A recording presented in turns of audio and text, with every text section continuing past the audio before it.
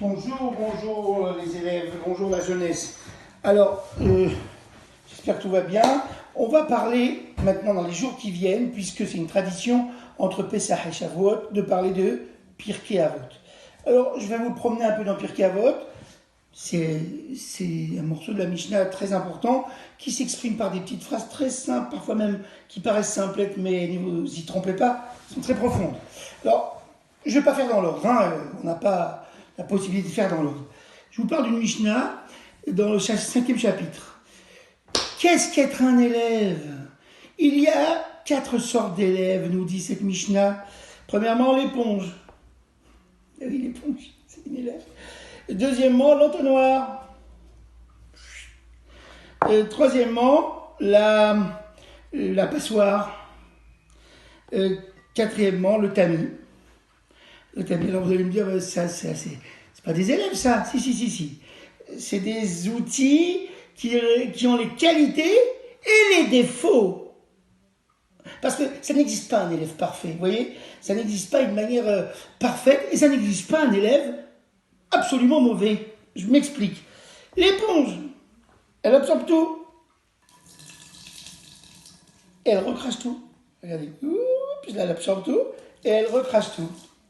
Quel est son avantage? C'est qu'elle absorbe tout. Quel est son défaut? C'est qu'à peine une petite pression, elle recrache tout. Un peu d'orgueil, quoi. Il suffit qu'on appuie dessus. C'est ce genre de type. À peine on appuie dessus, ils parlent tout ce qu'ils savent. Défaut. L'entonnoir. Pauvre l'entonnoir. Tout le monde croit que c'est un mauvais élève. On lui verse de l'eau, ça rentre d'un côté, ça sort de l'autre. Tout le monde croit que c'est un mauvais élève. Faux. Parce que l'eau, elle rentre ici, mais elle est canalisée ici. C'est vrai, le pauvre, il retient rien, il n'a pas d'eau. Il retient rien. Mais il a quand même canalisé le savoir vers un objectif. C'est un avantage. La passoire, la pauvre, si l'élève est la passoire, ok, alors on verse l'eau, l'eau, elle ressort. Elle n'a rien retenu, la pauvre passoire. Mauvais élève, pas du tout. Elle a gardé les déchets. Alors, il ne faut pas les garder, les déchets. La passoire la garde, mais au moins, l'eau qui est sortie est propre. Avantage et défaut. Et le tamis, bon, c'est pas un vrai tamis, parce que j'en ai pas. Alors, le vrai tamis, on met de la farine comme ça, et puis, il y a plein de défauts qu'on ne voit pas, tout a l'air blanc ici. Mais en fait, ça ressemble encore plus blanc, et on est surpris qu'il y a plein de petits défauts qui sont restés, plein de petits déchets. Voilà.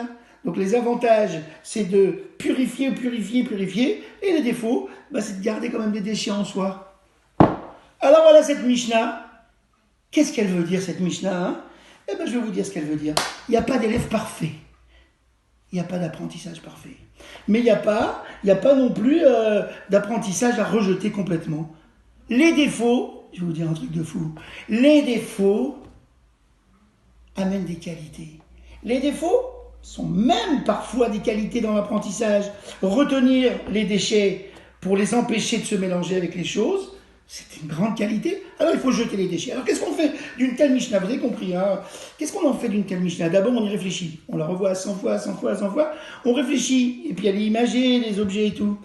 Mais au-delà de ça, je dirais qu'avec cette Mishnah, on apprend. Qu'est-ce qu'apprendre? Apprendre, c'est comme l'éponge, tout retenir, essayer. C'est comme l'entonnoir, canaliser vers un point, pas se disperser.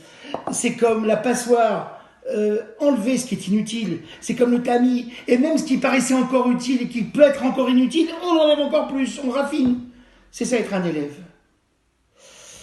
C'est aussi être un outil au-delà, puisqu'on peut se demander pourquoi ils n'ont pas dit les sages, voilà comment on est un élève. Non, ils ont pris des outils, parce qu'on est des outils. Ça veut dire quoi des outils? On a une influence sur le savoir. Il n'existe pas un homme qui n'a aucune influence sur le savoir, qui n'exerce pas une empreinte, qui ne met pas une empreinte dans le savoir qu'on lui donne. C'est pour ça que nous on aime les élèves, parce que chacun d'eux a quelque chose vraiment qu'il peut apporter au savoir. Vous le saviez pas? Apprenez, vous verrez comment vous allez mettre votre marque dans le savoir. Allez, projet de Mishnah demain. Allez, les entonnoirs, les éponges, les passoires, les tamis. Je vous souhaite une bonne journée.